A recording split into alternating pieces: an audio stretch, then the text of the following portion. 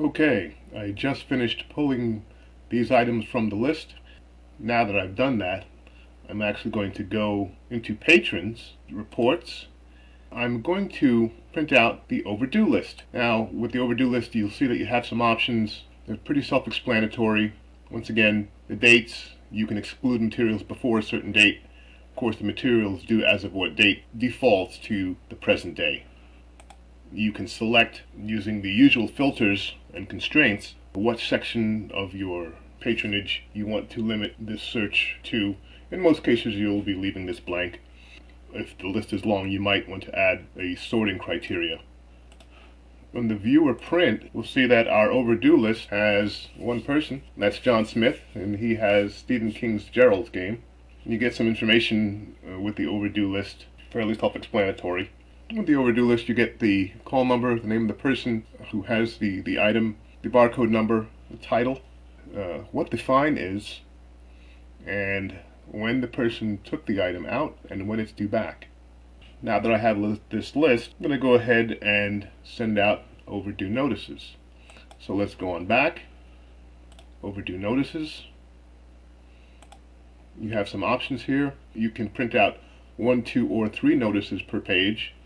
Obviously, using 3 notices per page will save on paper. You can select the records of the patrons for which you want to print out the overdue notices. Once again, this allows you to simply filter your complete list of patrons down to a particular group if need be. In most cases, you'll probably be leaving this alone. You can change the text of the notice that is going to go out, and this is the place to do it. You leave the items that are in brackets alone and simply change the text to whatever you want it to be.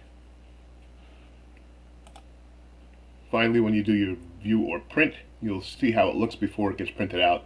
Press the print button and you can go ahead and print your notices.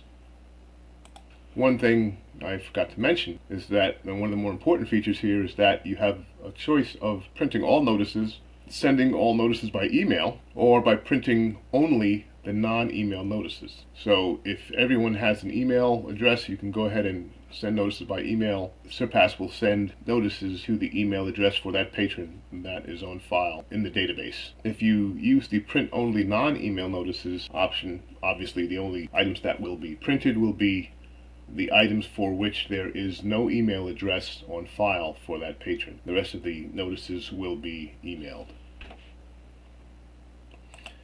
So now that I have printed out this notice, I can go ahead and make sure that it gets over to John Smith. Now, before we leave here, I want you to be aware of another variation on the overdue list. And this is the overdue patron list.